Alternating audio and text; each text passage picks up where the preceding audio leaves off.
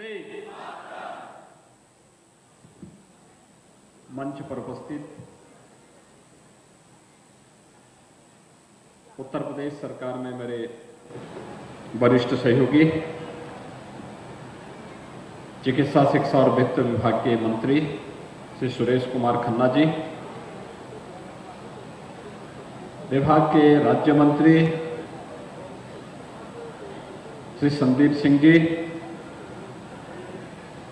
Bharatiya Janata party के कर्मठ एवं लोकप्रिय प्रदेश अध्यक्ष माननीय स्वतंत्र देव सिंह जी, माननीय सांसद सुल्तानपुर श्रीमती मेनका गांधी जी, जिला पंचायत के अध्यक्ष श्रीमती उषा सिंह जी, माननीय विधायकगण श्री सूर्यभान सिंह जी, श्री सीताराम वर्मा जी, श्री देवमणि द्विवेदी जी, श्री राजेश गौतम जी, जिला अध्यक्ष डॉक्टर आर ए वर्मा जी, प्रदेश मंत्री श्री शंकर गिरी जी, क्षेत्रीय उपाध्यक्ष श्री संत बख्श सिंह जी, जिला महामंत्री विजय प्रताप त्रिपाठी जी, पूर्व मंत्री श्री ओम प्रकाश पांडे जी, श्री रामचंद्र मिश्र जी, विनोद सिंह जी, प्रबंधक हर्ष महिला पीजी कॉलेज श्री विकास शुक्ल जी और उपस्थित जनपद सुल्तानपुर और इसौली विधानसभा क्षेत्र से जुड़े हुए सभी भाइयों बहनों, एक साथ 307 करोड़ रुपए से अधिक की परियोजनाओं का लोकार्पण और शिलान्यास का कार्यक्रम भी यहां पर संपन्न हुआ है। मैं इसके लिए मंच पर उपस्थित अपने माननीय जनप्रतिनिधियों को और आप सभी सुल्तानपुर वासियों को हृदय से मैं बधाई देता हूं। आप सबके प्रति अपनी शुभकामनाएं व्यक्त करता हूं। भाइयों बहनों, ये परियोजनाएं, ये लोकार्पण और शिलान्यास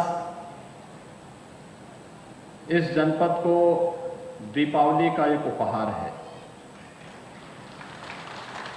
दीपावली को अयोध्या में भव्य दीपोत्सव का कार्यक्रम होगा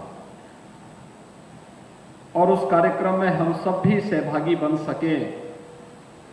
हर व्यक्ति अपने अपने घर में मिट्टी के दीपक जला सकें।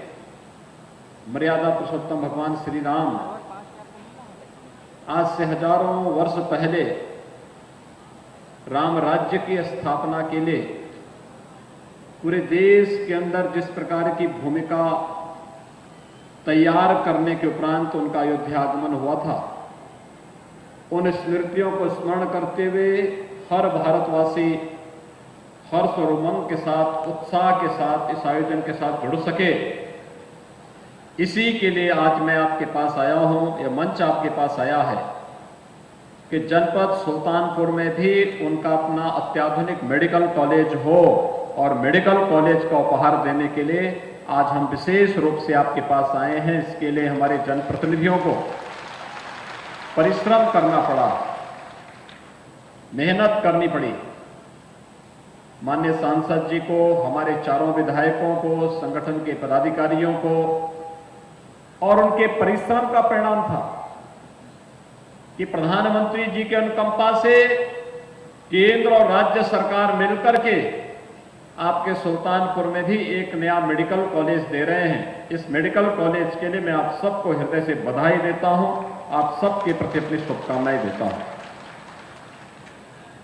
भाइयों बहनों, पिछले 4.5 वर्ष के अंदर आपने बदलते हुए उत्तर प्रदेश को देखा होगा।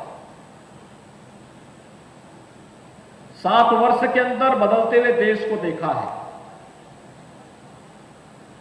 पहले भारत के अंदर 2004 से 2014 तक जिस प्रकार की सरकारें थी, उनका एक ही उद्देश्य होता था, जैसे भी हो भारत की आस्था पर प्रहार करना, जैसे भी हो भारत के विकास को बाधित करना। और फिर यही क्रम उनका आगे बढ़ता गया और एक समय तो ऐसा आ गया था 2009 के बाद, जब हर दिन एक नया घोटाला कांग्रेस नेतृत्व की केंद्र की सरकार का देश के सामने आता था और पूरा देश हैरान और परेशान होता था। विकास की योजनाओं का लाभ न देश को मिलता था, न प्रदेश को मिलता था, न गांव को मिलता था, न गरीब को मिलता था, न किसान को मिलता था, न नौजवान को मिलता था, न महिलाओं को मिलता था। विकास की इन योजनाओं को परिवार तक सीमित करके रख दिया था। एक परिवार दिल्ली में, एक परिवार लखनऊ में बैठ करके गरीब के पैसे को हड़पने का कार्य करता था और जनता कोई भूख से मरती थी, कोई सुविधा के अभाव में मरती थी, कोई स्वास्थ्य सुविधा के अभाव में मरती थी। लेकिन हम सब आभारी हैं प्रधानमंत्री मोदी जी के, जिन्होंने 2014 में आने के बाद देश को मंत्र दिया था सबका साथ और सबका विकास का, उसको सार्थक करके भी दिखा दिया है। भाइयों बहनों, मोदी जी ने कहा था सबका साथ सबका विकास, और सबका साथ और सबका विकास का नारा आज हकीकत में बदलाव दिखाई दे रहा है। जब बिना भेदभाव के हर गरीब को मकान मिलता है, जब बिना भेदभाव के हर गरीब को शौचालय मिलता है, जब बिना भेदभाव के हर गरीब को रसोई गैस का कनेक्शन मिलता है, जब बिना भेदभाव के हर गरीब को बिजली का कनेक्शन मिलता है, जब बिना भेदभाव के हर गरीब को 5 लाख रुपए का स्वास्थ्य बीमा का कवर मिलता है, और बिना भेदभाव के हर गरीब को निःशुल्क खाद्यान्न योजना का लाभ मिलता है, तो सबका साथ सबका विकास हकीकत में बदलाव दिखाई देता है। भाइयों बहनों, जनपद सुल्तानपुर पूर्वांचल एक्सप्रेस वे का सर्वाधिक लाभ लेने वाला जनपदों में से है, और लगभग 107 kilometre Purvanchal express way Sultanpur जनपद से होकर के जा रहा है। 4 गुना मुआवजा मिला है यहां के किसानों को पूर्वांचल एक्सप्रेस वे के नाम पर, 4 गुना। और भाइयों बहनों, जब औद्योगिक क्लस्टर बनेंगे तो फिर सुल्तानपुर का विकास कई गुना आगे बढ़ता हुआ दिखाई देगा, और सुल्तानपुर के नौजवानों को सुल्तानपुर में ही रोजगार भी उपलब्ध होने लग जाएगा। सुल्तानपुर में तो हम लोगों ने पूर्वांचल एक्सप्रेसवे में एक एयर स्ट्रिप भी बना दी है, एयरपोर्ट जैसा बना दिया है। एयरफोर्स के जहाज भी वहां उतरा करेंगे, और इमरजेंसी में कोई लैंडिंग करनी हो कभी किसी जहाज का, तो पूर्वांचल एक्सप्रेसवे उसके लिए तैयार होता हुआ दिखाई देगा। यह गौरव भी सुल्तानपुर वासियों को प्राप्त होगा। और इसीलिए आज हम सब आपके पास आए हैं कहने के लिए, एक तरफ विकास की सोच के साथ गांव के लिए, गरीब के लिए, किसान के लिए, नौजवान के लिए, महिलाओं के लिए, समाज के प्रत्येक तबके के लिए कोई न कोई स्कीम, कोई न कोई योजना केंद्र और प्रदेश सरकार ने चलाई। और दूसरी तरफ बड़े बड़े इंफ्रास्ट्रक्चर डेवलपमेंट के कार्य, कहीं हाईवे बन रहा है, कहीं रेलवे, कहीं मेट्रो, कहीं वाटरवे, कहीं एयरपोर्ट, कहीं मेडिकल कॉलेज, कहीं यूनिवर्सिटी, कहीं पॉलिटेक्निक, कहीं महाविद्यालय, कहीं इंटर कॉलेज, कहीं आईटीआई, ये सभी का निर्माण हो रहा है। और इन सब के निर्माण के साथ गरीब कल्याण योजनाओं से भी कोई व्यक्ति वंचित न रहे, इसके लिए सरकार ने जब पूरी प्रतिबद्धता के साथ कार्य किया, एक पक्ष सरकार का ये सरकार बदली, ये सुविधा आपको मिली, प्रदेश वही, संसाधन वही, तंत्र वही, सरकार बदलने पर कितना परिवर्तन हो सकता है, ये भारतीय जनता पार्टी की सरकार ने प्रदेश के अंदर 2017 में आने के बाद करके दिखाया है। 2017 के पहले कोई पर्व और त्योहार आप शांतिपूर्ण तरीके से नहीं मना सकते थे। होली आती थी, कर्फ्यू लग जाता था। विजयादशमी आती थी, दुर्गा पूजा आती थी, कर्फ्यू लग जाता था, दीपावली आती थी कर्फ्यू लग जाता था, जन्माष्टमी आती थी फिर कर्फ्यू लग जाता था, और कोई पर्व और त्योहार शांतिपूर्ण ढंग से नहीं मना पाता था। लेकिन भाइयों बहनों, आपने देखा होगा 2017 के बाद प्रदेश में कर्फ्यू की बात तो बहुत दूर है, प्रदेश में कोई दंगाई सिर उठाने का दुस्साहस भी नहीं कर सकता। उसे मालूम है दंगा करेगा तो 7 पीढ़ी का पट्टा उसे लिख के देना पड़ेगा, उसके घर जाने को भरते भरते पीढ़ी की पीढ़ी चली जाएगी, लेकिन वह कभी उसकी भरपाई नहीं कर पाएगा। पेशेवर अपराधी और गुंडों को बहुत स्पष्ट संदेश है कि अगर गरीब के जमीन पर संपत्ति पर कब्जा करोगे, व्यापारियों की संपत्ति को हड़पोगे, जबरन कहीं सार्वजनिक स्थान पर कब्जा करने का प्रयास करोगे, तो ये संपत्ति तो सरकारी है या गरीब की संपत्ति तो गरीब को मिल ही जाएगी, लेकिन खानदान की भी कोई संपत्ति होगी तो उससे भी गंवाना पड़ेगा, और जबरन दादागिरी दिखाने का प्रयास करोगे तो बुलडोजर भी अपना तैयार रहता है फिर। और भाइयों बहनों, आज सरकार उस तर्ज पर कार्य करते हुए दिखाई भी दे रही है। हमने पहले ही दिन कहा था कि अपराध और अपराधियों के प्रति जीरो टॉलरेंस की नीति के तहत कार्य करेंगे। हमने पहले ही दिन कहा था कि हम प्रदेश के अंदर अराजकता फैलाने की छूट किसी को नहीं देंगे।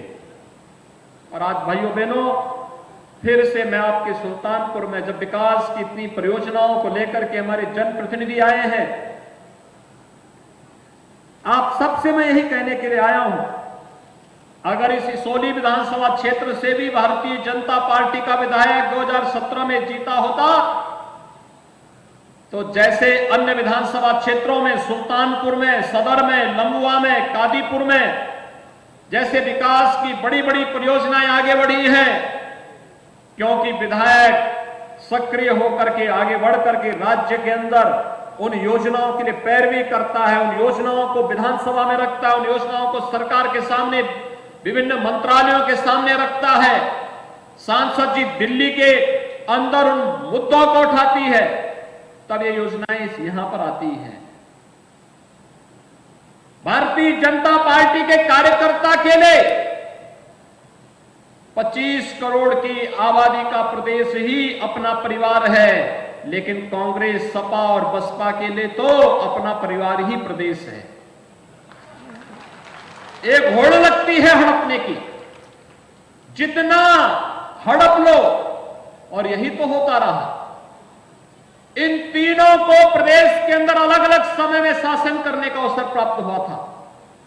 इन लोगों ने अपने स्वार्थ के लिए प्रदेश को दांव पे लगाया, अपने परिवार के लिए प्रदेश में बेईमानी और भ्रष्टाचार की एक परिपाटी डाली थी, अपने राजनीतिक स्वार्थ के लिए पेशेवर अपराधी और माफियाओं को गले लगा करके प्रदेश के गरीबों को तबाह करने का, व्यापारियों को बर्बाद करने का कोई मौका कभी ये लोग चूके नहीं।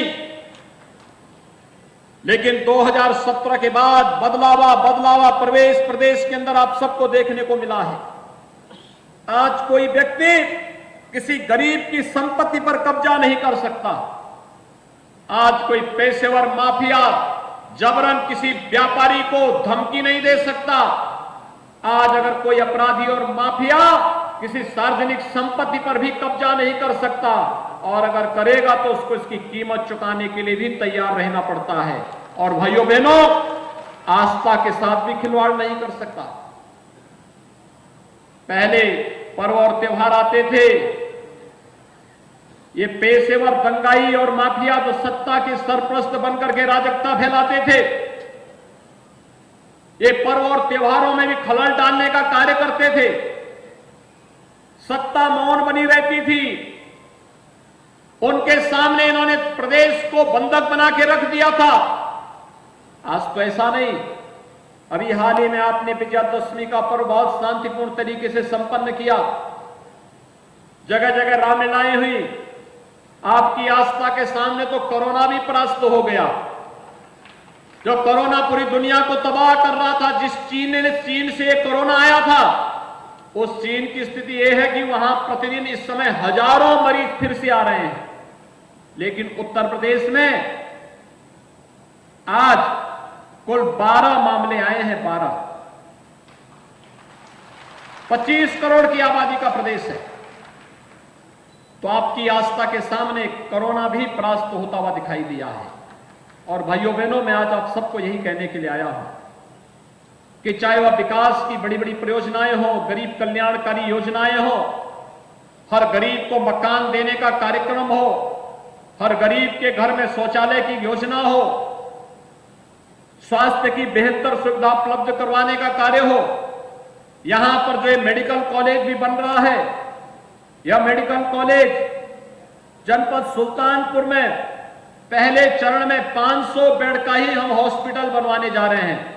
आप सोचिए, बड़ा हॉस्पिटल बनेगा और इस बड़े हॉस्पिटल के माध्यम से यहां की जनता को बेहतर विशेषज्ञ चिकित्सा सुविधा उपलब्ध कराने का भी एक मंच मिलेगा। स्वास्थ्य सुविधा के लिए आपको लखनऊ, दिल्ली, मुंबई और देश के अन्य क्षेत्रों में नहीं जाना पड़ेगा। दूसरा, प्रधानमंत्री आयुष्मान भारत योजना के अंतर्गत हर गरीब को 5 लाख रुपए की स्वास्थ्य बीमा का कवर केंद्र और प्रदेश सरकार उपलब्ध करवा रही है। हर गरीब को स्वास्थ्य सुविधा के लिए भटकना नहीं पड़ेगा। आज हमारे किसान भाइयों को भी आपदा के समय कार्यालय का चक्कर लगाने के लिए मजबूर नहीं होना पड़ेगा। राज्य सरकार ने तय किया है, अतिवृष्टि के कारण जिन किसानों को नुकसान हुआ है, जिन जनपदों ने अपनी रिपोर्ट दे दी है, उनका पैसा 177 करोड़ रुपए हमने उन जनपदों को पहले ही रिलीज कर दिया है। और 17 से 19 के बीच में भारी अतिवृष्टि के कारण जहां पर जनधन की हानि हुई है, वहां पर भी सर्वे का कार्य चल रहा है। जैसे ही सर्वे की रिपोर्ट आती है, उन सभी किसान भाइयों के लिए भी तत्काल मुआवजे की राशि उनके खातों में भेजने की व्यवस्था प्रदेश सरकार कर चुकी है। अन्नदाता किसान आज अपने को सहाय महसूस नहीं करेगा, क्योंकि केंद्र के अंदर मोदी जी के नेतृत्व में भारतीय जनता पार्टी की सरकार और प्रदेश के अंदर भी भारतीय जनता पार्टी की सरकार आपके हितों के लिए कार्य कर रही है। आज उत्तर प्रदेश खाद्यान्न उत्पादन में रिकॉर्ड उत्पादन कर रहा है। उत्तर प्रदेश चीनी उत्पादन में भी रिकॉर्ड उत्पादन किया है। हमने एक कार्य योजना बनाने के लिए कहा है कि जो जर्जर चीनी मिलें हैं, इन चीनी मिलों को कैसे हम रिवाइव कर सकें, इन चीनी मिलों को हम कैसे नए सिरे से इनके विस्तारीकरण के कार्यक्रम को आगे बढ़ा सकें। और एक कार्य योजना युद्ध स्तर पर आगे बढ़ाने की कार्रवाई चल रही है। और हमारा प्रयास होगा कि हम सुल्तानपुर के बारे में भी यहाँ के जनप्रतिनिधियों ने जो अपना प्रस्ताव दिया है, इस प्रस्ताव पर भी सरकार संवेदनशील तरीके से कार्य करते हुए आगे विचार करेगी। भाइयों बहनों, नौजवानों के हितों के लिए भी राज्य सरकार ने जो कार्य योजना बनाई है, 4.5 वर्ष में 4.5 लाख नौजवानों को सरकारी नौकरी दी। कानून व्यवस्था की बेहतर स्थिति के कारण निवेश की जिन संभावनाओं को प्रदेश के अंदर पैदा किया गया, 1 करोड़ 61 लाख नौजवानों को नौकरी और रोजगार की सुविधा उसके कारण प्राप्त हुई। और यही नहीं, स्थानीय स्तर पर परंपरागत उत्पाद और हस्तशिल्पियों को प्रोत्साहित करते हुए उन्हें बैंकों से जोड़ करके लोन मेला के माध्यम से उन्हें प्रोत्साहित करते हुए 60 लाख से अधिक ऐसे उद्यमियों और व्यापारियों को, नौजवानों को स्वतः रोजगार से जोड़ने का कार्य भी प्रदेश के अंदर किया गया। आज परिणाम सबके सामने है। राज्य सरकार हर एक नौजवान को बिना भेदभाव के प्रदेश के अंदर रोजगार और नौकरी उपलब्ध करवाने के लिए पूरी प्रतिबद्धता के साथ कार्य कर रही है। और कोरोना जैसी महामारी के दौरान प्रदेश सरकार ने स्कूल और कॉलेजेस में पढ़ रहे अपने छात्र छात्राओं की समस्या को देखा और इसलिए सरकार ने तय किया है कि प्रदेश के नौजवानों को हम लोग टैबलेट और स्मार्टफोन उपलब्ध करवाने की कार्रवाई करेंगे कि अगर जिन नौजवानों के पास ऑनलाइन पढ़ाई करने के लिए अपना स्मार्टफोन या फिर टैबलेट नहीं, हम लोगों का प्रयास है कि नवंबर के अंतिम सप्ताह से हम प्रदेश के अंदर उन सभी नौजवानों के लिए सुविधा उपलब्ध करवाने का कार्य करेंगे और इस क्रम में हम लोग बहुत शीघ्र टैबलेट और स्मार्टफोन के साथ प्रदेश के अंदर नौजवानों को सुविधा उपलब्ध करवाने की कार्रवाई को आगे बढ़ाने जा रहे हैं। भाइयों बहनों, उत्तर प्रदेश देश का पहला राज्य है जो केंद्र सरकार की 44 योजनाओं में नंबर 1 पर आया है। प्रधानमंत्री आवास में नंबर 1, प्रधानमंत्री स्वच्छ भारत मिशन में नंबर 1, प्रधानमंत्री सौभाग्य योजना में नंबर 1, प्रधानमंत्री उज्ज्वला योजना में नंबर 1, आयुष्मान भारत में नंबर 1, स्वामित्व योजना में जहां जिसका घर है उस घर में उस जमीन का, भले वो ग्राम पंचायत की जमीन कभी रही होगी, जिसका जहां पर मकान है उसका पट्टा स्वामित्व योजना के अंतर्गत उसकी घरौनी, उसे मालिकाना हक का कब्जा उस परिवार को शासन उपलब्ध करवाने का कार्य करेगी। इसमें भी उत्तर प्रदेश नंबर 1। एक गरीबों के नाम पर, जाति के नाम पर, समाज के सामाजिक न्याय के ताने बाने को छिन्न भिन्न करने वाले लोग जो सामाजिक व्यवस्था को पूरी तरह जातिवाद के नाम पर बांट करके, जाति के नाम पर, क्षेत्र के नाम पर, भाषा के नाम पर दंगाओं को प्रोत्साहित करने का कार्य करते थे, आज जब वे बेनकाब हुए हैं तो ये कुछ न कुछ नया षड्यंत्र करने में लगे हुए हैं। और इसलिए भाइयों बहनों, आज हम सब आपके पास यहां पर आए हैं। 307 करोड़ रुपए से अधिक की परियोजनाओं का यहां पे लोकार्पण और शिलान्यास हो रहा है, जिसमें से 271 करोड़ रुपए की लागत से तो अकेले मेडिकल कॉलेज बनेगा। मेडिकल कॉलेज अत्याधुनिक सुविधाओं से युक्त होगा। 2022-23 में यहां के नौजवानों को सुल्तानपुर में ही मेडिकल की पढ़ाई करने का सौभाग्य भी प्राप्त होगा। सुल्तानपुर का नौजवान भी मेडिकल की पढ़ाई करने के लिए उसे लखनऊ में और आसपास के क्षेत्रों में नहीं जाना होगा, उसे सारी सुविधा लखनऊ में प्राप्त होगी। और यही आप सबका आह्वान करने के लिए आए हैं कि भाइयों बहनों, जब सुरक्षा देश को या प्रदेश को भारतीय जनता पार्टी की सरकार दे रही है, जब विकास भारतीय जनता पार्टी की सरकार कर रही है, गरीबों के लिए कल्याणकारी योजना भारतीय जनता पार्टी सरकार ला रही है और सभी लोगों को शासन की सुविधाओं के साथ जोड़ने का कार्य भारतीय जनता पार्टी कर रही है, तो भारतीय जनता पार्टी, आपने देखा होगा विगत 4.5 वर्ष के अंदर भारतीय जनता पार्टी की सरकार में हम लोगों ने दिन रात एक करके प्रदेश के हित के लिए, जनता के हित के लिए, प्रदेश की 25 करोड़ आबादी को सुरक्षा और सम्मान देने के लिए पूरी मेहनत करके, पूरी प्रतिबद्धता के साथ कार्य किया है। हमारे जनप्रतिनिधियों ने कार्य किया है और आज मैं आप सबका आह्वान करने के लिए आया हूं। अगर हम दिन रात एक कर सकते हैं, 4.5 वर्ष जनता को समर्पित करके हम कार्य कर सकते हैं, अगले 4 महीने आपसे भी अपील करूंगा कि भारतीय जनता पार्टी के इस मिशन को आप समर्पित करेंगे। क्या आप तैयार हैं?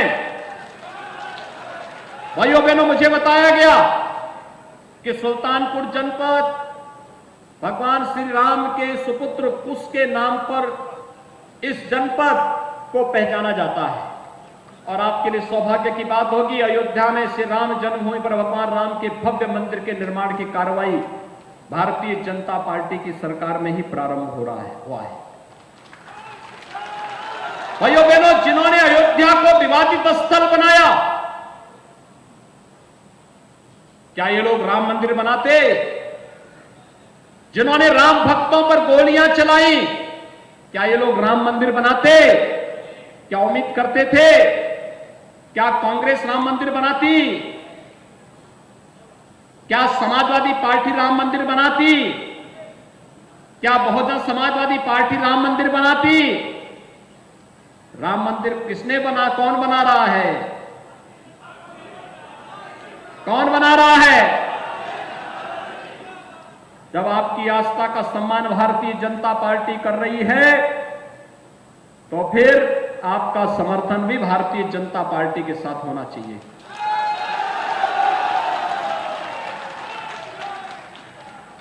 अयोध्या में राम जन्मभूमि पर भव्य मंदिर के निर्माण से आप खुश हैं? सभी लोग आगे पीछे अगल बगल सभी लोग मेरे साथ दोनों हाथ पा करके बोलेंगे जय जय श्री राम, जय जय श्री राम।